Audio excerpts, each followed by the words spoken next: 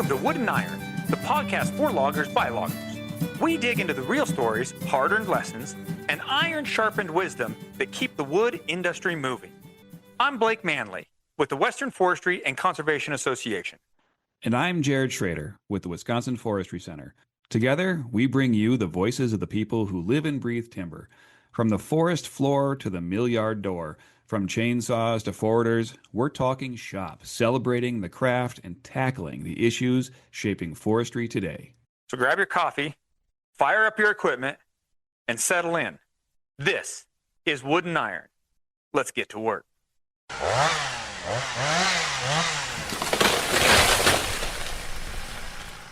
Wood and Iron is proudly brought to you by Platinum sponsor, the Sierra Cascade Logging Conference and its Education and Resource Fund.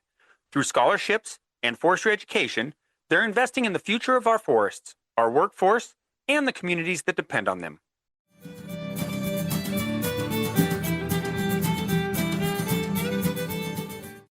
Hey, welcome to this episode of Wood and Iron, the podcast for loggers by loggers. Today we have part one of a two-part series on California, and it's going to be brought to you by two guys that have been in the industry for a long, long time, Delbert Gannon and Ted James. This is episode one. This is going to be primarily about the logging side, the forestry side, some of the laws that exist in California, and that side of the industry. And then part two is going to be super exciting, and it's more focused on fire. Yeah, it's a hot topic. It is a hot topic. If you live in the West right now, it is a scorcher. So, ladies and gentlemen, without further ado, part one of our two-part series with Delbert and Ted James. Enjoy. Welcome, everybody, to this episode of Wood and Iron. I'm your host, Blake Manley, and I got my good buddy, Jared, up in Wisconsin. We got some special guests today, and this is going to be, maybe a little bit different than the direction we've had the podcast before. We're going to tell some stories. We're going to have some fun. But the diversification that the loggers are doing in California, I think, is significantly different than, Jared, maybe what we've talked about before now. Yeah, I think a lot of the rules that take place out in California are going to be completely new to the listeners in the Midwest, particularly. Yeah, 100%. And of course, we know it a little bit. I'm very intimately familiar with California. My dad grew up in California. The Manley logging clan started in Northern California, which is in the neck of the woods of our two guests. So without further ado, I want to introduce our guests today. We have Delbert Gannon and Ted James. Both live in Northern California and have been in the industry for a long time. Guys, thanks for being here. Thank you. Thanks for having us. Thank you. And I just want to clarify that that is Northern California. Yes. Yes. Yes. And when we say Northern California, it's funny. You talk, my ex-wife was from San Diego, and I know what people in California reference as California. Northern California does not start in San Francisco. Like Northern California. Or Fresno. No. Either way. It's above Sacramento. North of Red Bluff. That's right. That's right. And for our, Midwest listeners, take a look at your map, seriously. And what we're talking about with these two gentlemen is the farthest 150 miles of California north. And so it is really cool country. A lot of good forestry goes on. But gentlemen, maybe, let's talk about your starts a little bit and where you came from, a little bit about your relationship. You've been friends for a long time. Yeah. You go first. So I started my career in 1990. I actually, two different worlds. Right out of high school, I was actually a group home counselor. It's actually helped me in my career that I figured out now. But as far as counseling, 22 employees, but yeah. Anyway, so that didn't work out. I got on. My dad was a head mechanic for a logging outfit, Blue Ridge Forest Management at the time. Got on with Larry Strawn with Blue Ridge Forest Management. My dad was the head mechanic. Started from the ground up, bumping knots. went through that for quite a few years and got on a piece of equipment and worked my way up to a foreman position. Worked for the guy for about 15, 20 years. He decided he was going to retire. He was at the age he'd been doing it for 50 years. And he came to me one day and wanted to have a conversation about him retiring. And so he wanted to know if I wanted to take over. Well, I didn't have no money. He says, no, he would help finance it. So he got me into the office, started learning how to bid jobs into the different world of law, of the other part of the industry in the office, and make the relationships with people, the foresters, and bidding jobs and whatnot. So started doing that, did that for a few years, and then we formed Creekside Logging together corporation, and he was president, I was vice president. But we started the process of the loans. When I finally paid off enough, I became sole proprietor, president, and then I've been doing that for the last 15 years. So other end of that was, the whole time I'm working with Ted. Ted was a forester for SPI, and we just became basically brothers. I mean, we do everything together. We work together. Our families do things together. So about 4 years ago, we were in the process of moving shops, restructuring the company. We bought some logging trucks, and Ted had moved on from SBI. He was out to college, but prior to that, I'd had a conversation with him, like, it'd be a really cool idea if a logging company had their own professional forester to kind of keep us out of trouble, keep us Trouble. Yes. Different trouble, yeah. Something that our crew could trust, that they could go to with questions on a daily basis, the older experience. And so we had met with Ted, and he came on board with us and been on board with us for a little over a year now. So yeah. And so, Ted, maybe fill in the gaps for you. You're a professional forester, and I want to talk about that a little bit too, because the professional logger program and the professional forester program in California is significantly different than a lot of the country. But before we jump there, Ted, maybe fill in the gaps of how you ended up where you're at right now. Yeah. So grew up in the forestry capital of the world, San Diego, California. And so was so, removed from forestry that I started doing some conservation work after high school. And it was a Forest Service program that they had, and the counselors came by and they said, like, hey, you seem to really enjoy this working outdoors, being in that forested environment. Maybe you'd want to get a college degree in this, and I'm like, what would that be? And they're like, forestry, and I'm like, where do you go to school for forestry? I didn't even believe it was real. I'm like, this is a career pathway. Like this would be the greatest thing ever if this was true. Like that you could actually, raise a family and work every day in this environment. And it was so foreign to me, I didn't really believe it. And they said, oh yeah, there's even schools in California, which there are. And I had a cousin that was up near Humboldt State University, which is up in Eureka on the coast. I asked her to go and verify that forestry is a true program. And the next day she called, she said, it is. It's a real program, and it seems to be really popular up here. Yeah. So that was my life-changing moment where it was, I now know, from being a young teenager, and nowadays it's like earlier and earlier, right? It's like, oh, you need to make your career choice, Well, I was struggling with that because I just hadn't been exposed to it.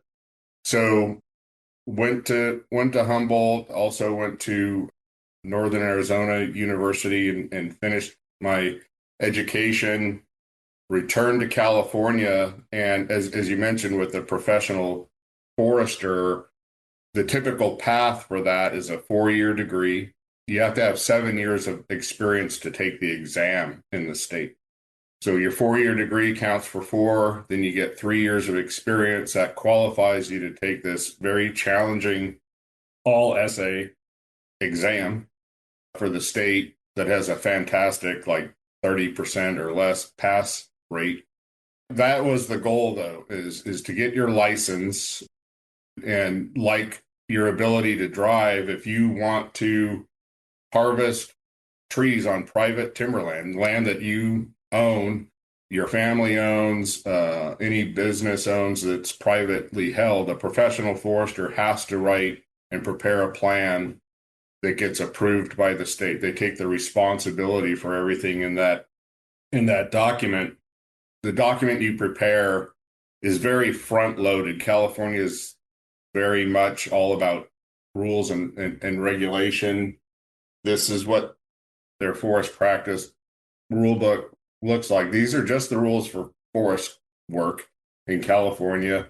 Ed, how big? Yeah, so this is over 400 pages of rules. Yeah. With super small writing. I mean, the older you get, the harder it is to read this stuff. 400 pages. It's thick. For those that aren't going to see this, that they're going to listen, this is a thick book. It's over an inch thick. Yeah. Yeah. 10 pages. Like, man.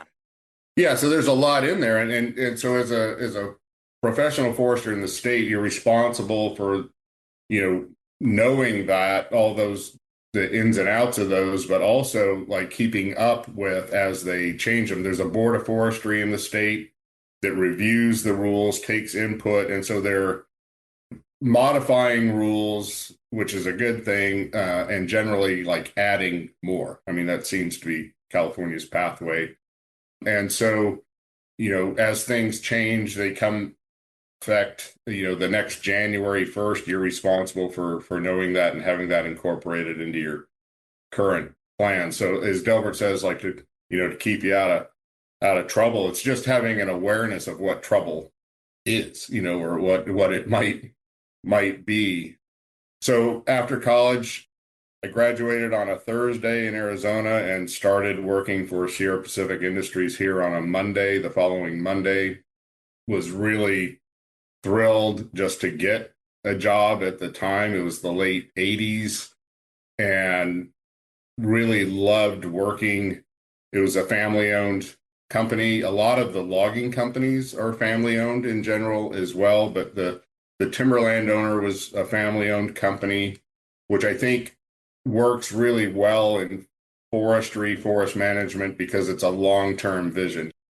You're not looking for things that are just this year. I mean, some folks' long-term plan is like a year.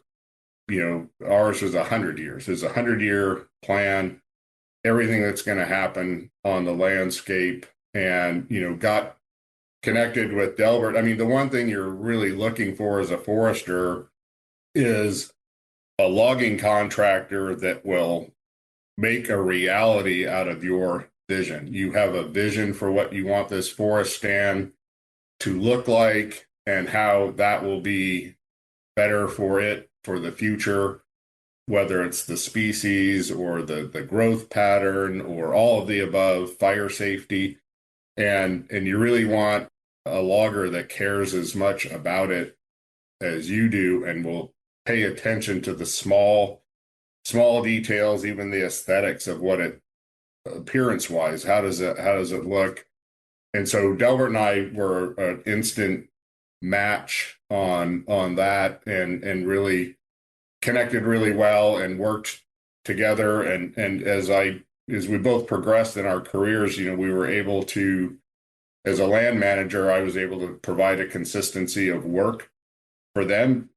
Sometimes we would bid jobs, but other times we would just award the job because you knew their capabilities, you knew their equipment, and what you had in that job matched perfectly. So why do I need to go look somewhere else? Let's just negotiate a price and move on and get going. So that's how we got connected. And like Delbert said, we're more like brothers. And we don't fight as much. as brothers, but we get along like brothers, I guess, in the positive sense. Yes. One thing I'd like to add to that, though, Blake, is truly, I think Ted and I don't want to use the word legacy, but thing that we admire, the biggest accomplishment I think in our careers is for so long we talked about each year it got harder and harder to find employees and good people. And we always thought, man, it'd be so cool if there was a program out there or something to talk about or that showed people how to start logging and running this equipment and teaching people. So for most of our career, Ted being connected into the school boards and stuff, we started out really small, bring out a few, maybe a bus full of kids, or a van, and these are ag students. Yeah, we've grown that in the last 15 years, where we're bringing out over 800 kids a year. Wow. to watch the kids, have the kids watch what logging is, where their lumber's coming from to buy it from their house, what we do with the bioproduct of it, making electricity at the power plants and stuff. So truly educating the public what logging is, and it's not so bad. We're not evil people, and their homes and stuff come from it. And that's been a huge success for us. We've educated the people, because I think that's what our industry's really lacked, is to tell our story. We haven't told our story enough, and that's where we got the bad image, in the 50s, where we just went through and logged down creek zones and polluted stuff and not plan it back. And we put a bad perspective into people's mouths. And with today's regulations and rules that we have in place, we need to tell our story. And that was always important to me growing up, like I did, unaware of the industry. I really know how people, that is their perspective. And so they don't know, or they only know what they've been told or have seen communicated. So it's really important for us. And we take out young kids, older kids that are ready to make their career choice. Teachers are really important, because they impact so many more kids than just their current class, but all their future classes, other business owners, industry. I mean, we try and educate everybody we can, and it's important. We don't try and sell, we're not trying to sell it to them. We're just trying to show them this is the reality of it. And so it's kind of grown. I mean, we're always changing it. I mean, I think same with a business. Yeah. You or yourself, right? I mean, you're changing. If you're not changing, you're not keeping up. You're falling behind. And so the program's always changing, but we really show like what is the current thing that is like a new tool. We show, we have wildlife biologists, we have botanists, we have biomass going on, we have a portable sawmill, because some of the things we figured folks knew, like, oh, you would know that if I harvested a tree and processed it into a log, that it would be made into lumber or some type of a product. And we literally had folks, including teachers, going like, well, why are you cutting the trees down? Like, what happens? And you're like, oh, wait, let's finish the story. So you have to make the full loop from planting, talking about a seed from a cone to a seedling, to planting that, to having it grow, and what makes it successful, to, it's mature, harvesting it, making it into wood products that you recognize and use, and that is a renewable, sustainable, forever thing. And it could happen right here in your backyard, or in California. Most think of California as, palm trees and sand. And so when you say like, yeah, we're logging in California, it's, it doesn't sound right? It doesn't match. But realistically, 40% of our state is forest capable property. So it's pretty significant.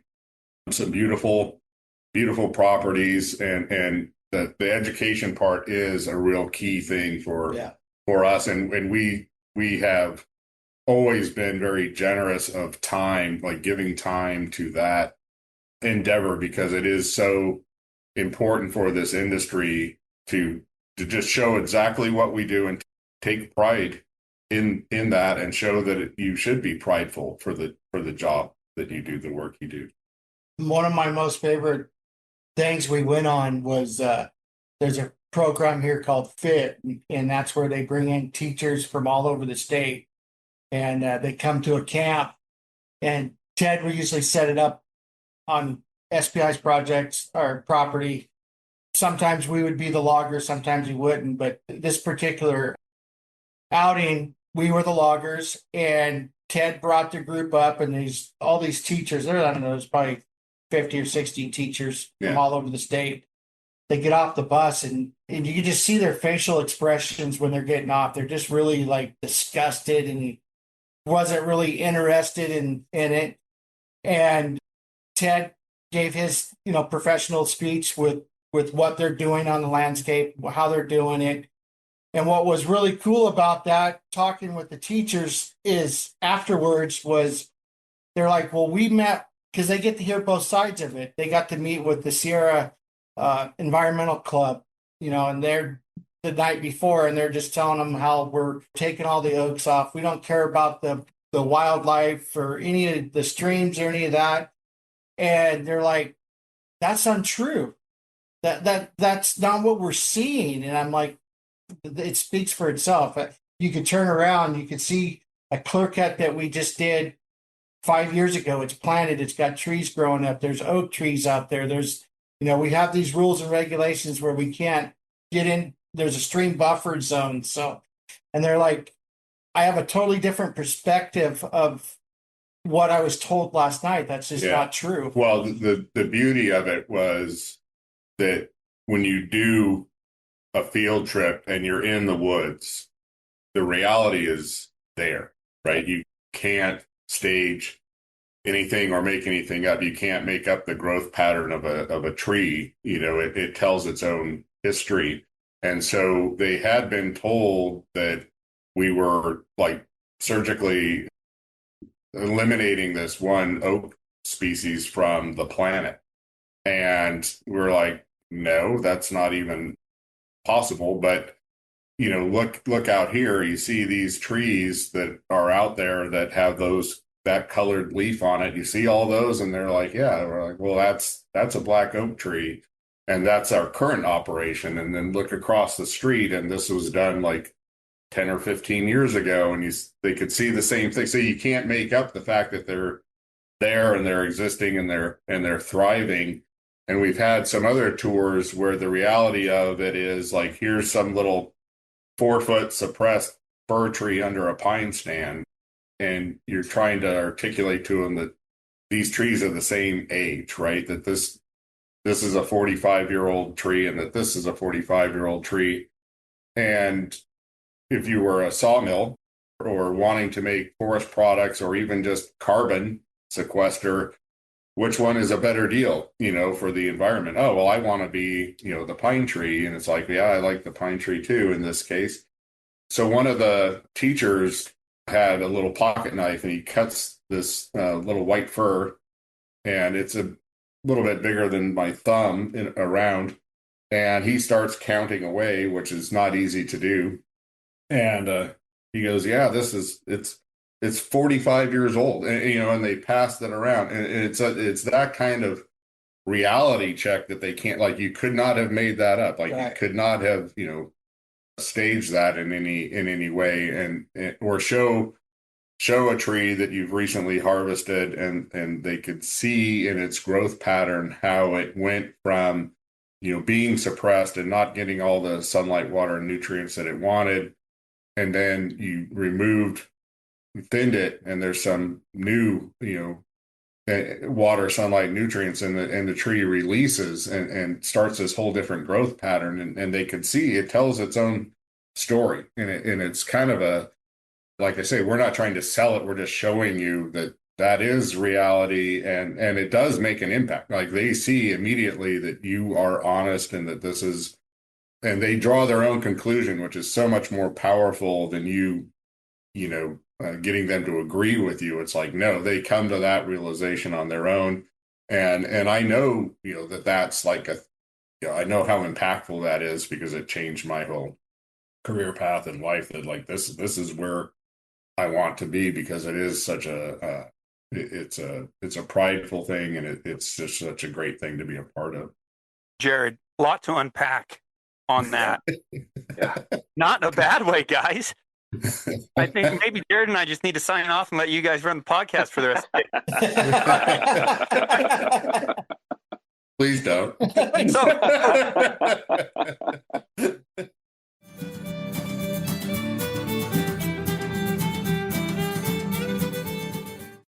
Support for this podcast comes from the Western Forestry and Conservation Association. For over 100 years, WFCA has delivered trusted forestry education, professional development, and workforce leadership across the region. Learn more at westernforestry.org. Wood and Iron is proudly brought to you by Platinum sponsor, the Sierra Cascade Logging Conference and its Education and Resource Fund. Through scholarships and forestry education, they're investing in the future of forests, our workforce, and our communities that depend on them.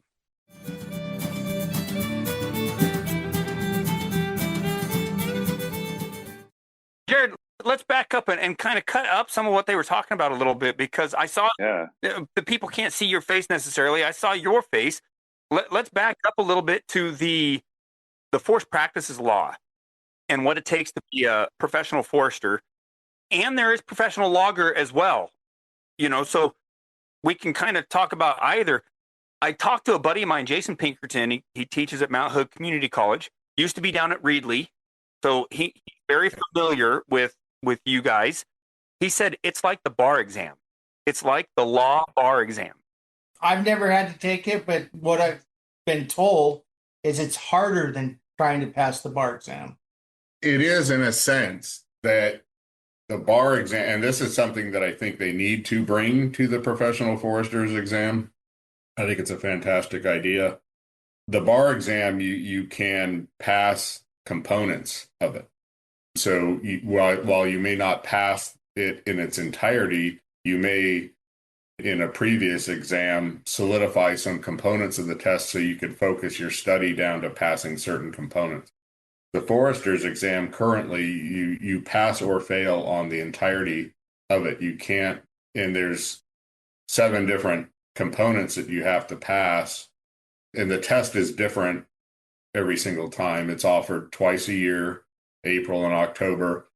You have to pass it all, or it's like an all or nothing 75% score. And so it is a challenge.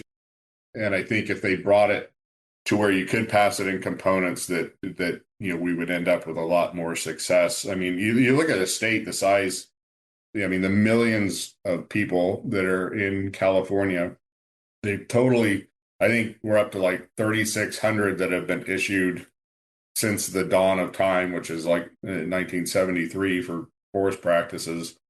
The first 1,000 were grandfathered in, just like handed a license. They didn't have to take the test, that would have been fantastic. But there's currently active, any normal day in the state that have an active license that haven't retired, there's 1,000. So you look at the amount of people in the state, there's 1,000 professional foresters for you to choose from. It's a very limited pool. And I think having that, they are making some changes. I think they're going to try and have to where if you could take the exam right when you're graduating your 4-year degree, where you have this broad knowledge of many things. And that's what the exam is asking for. And you have the ability now to take the exam then and subsequently get your 3 years of experience, where it was always before you had 3 years to kind of forget everything.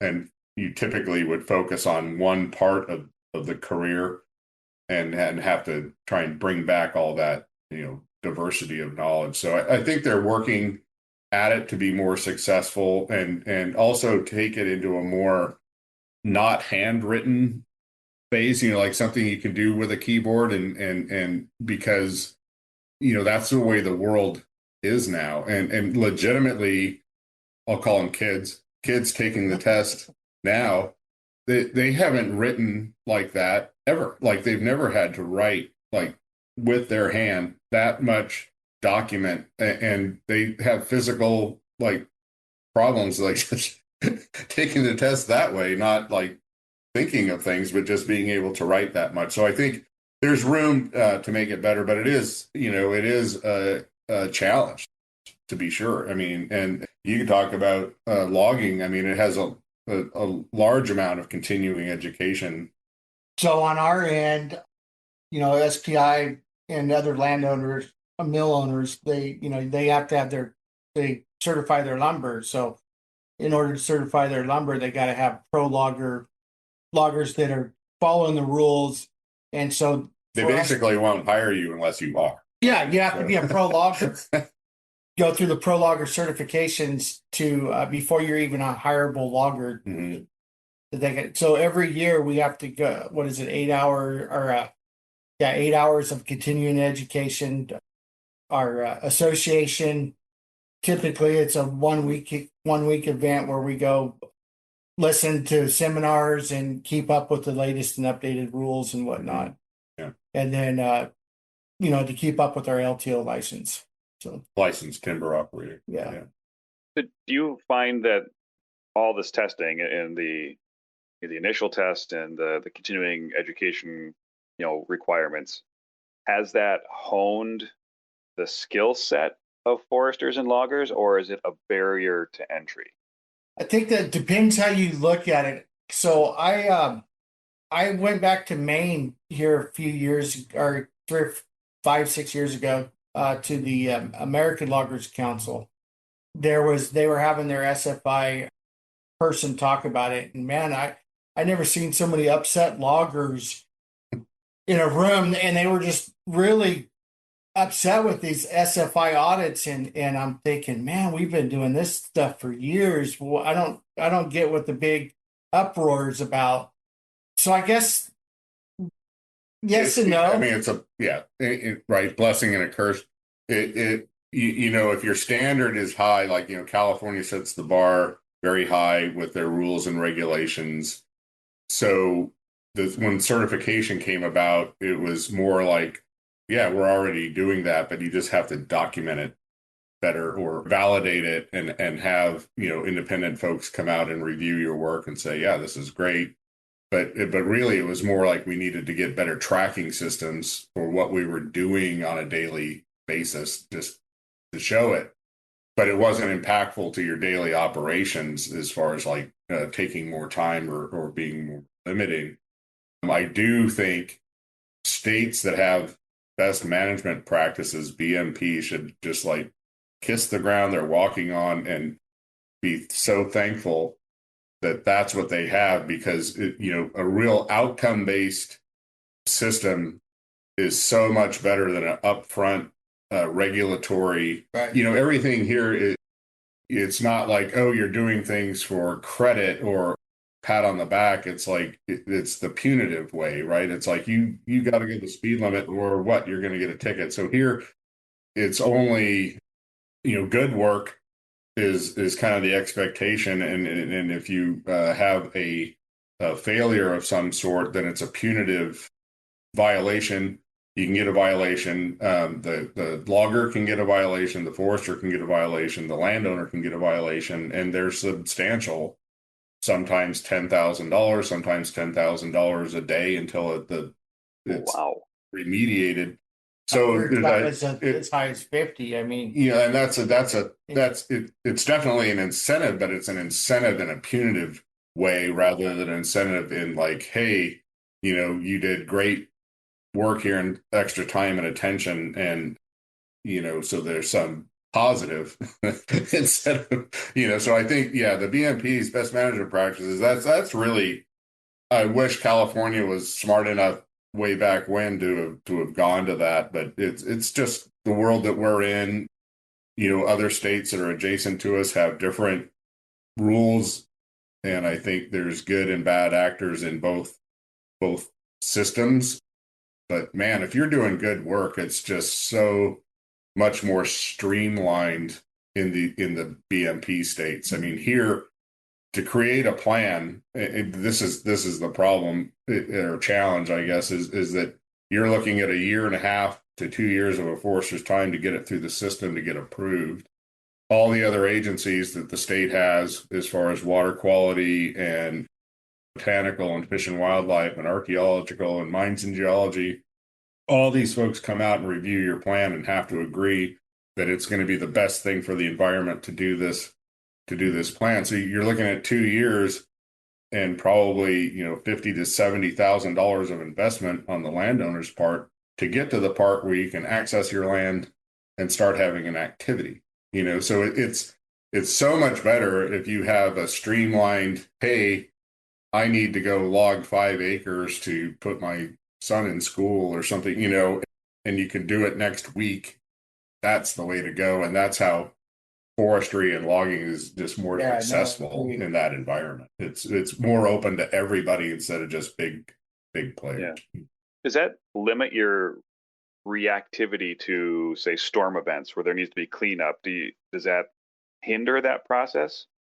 Luckily, the state, outside of the timber harvest plan THP process, has some activities that are exempt or an exception. And so, acts of God, storm events, wildfires, things like that, you can either file an emergency or an exemption, like for salvage, like mortality. You can go in and clean up mortality on an annual basis by filing a more simple document approved in 5 days, a lot more sensible. And it's actually a much more user-friendly, like especially from the logging side of it. A lot of the exemption process is it's a simple document. So then the foresters and that on the state side have a lot more time to come out and visit your job and actually get reconnected to the landscape and what you're doing and what looks good and be appreciative. And in the THP system, it's so office-based, mapping-based, word-based, like what does this sentence say, that they don't have the time to come out and get reconnected to the landscape, and that's a bad thing. Like that's a negative thing. You want folks that are in it for the right reason, and really why, after I retired from Sierra Pacific Industries, I mean, I loved my career, but the further you go in your career, the further you advance in management, the further away from the woods you get. Like you get less and less time from the woods.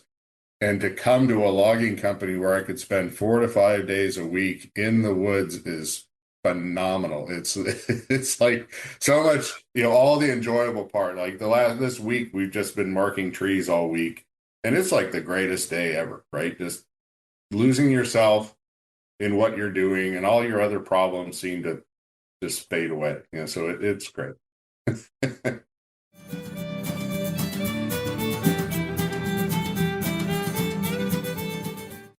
Support for this podcast comes from the Western Forestry and Conservation Association.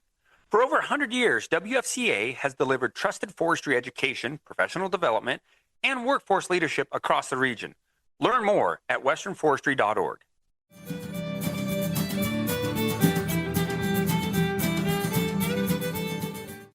Special thanks again to Delbert of Creekside Logging and Ted of Battle Creek Timber. That was a really great conversation we had about California logging. I want to remind everybody who's listening to tune in October for part 2 when we talk about fire in California. It's going to be a hot topic.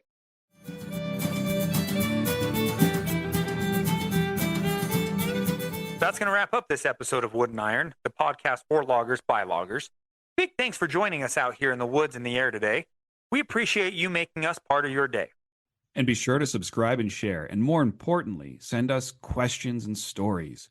We want to hear from the people who keep this industry running. So until next time, stay safe, stay sharp, and keep the woods working. Wood and Iron is brought to you by the Wisconsin Forestry Center. The WFC is dedicated to promoting vibrant, sustainable forests and forest-based economies. Learn more at uwsp.edu/WFC. Special thanks to those that brought Wood and Iron from the studio to the cab. Editor Joe Rogers, producer Susan Barrett, and theme music by Paul Frater, Todd Hornick, and Sammy Mead.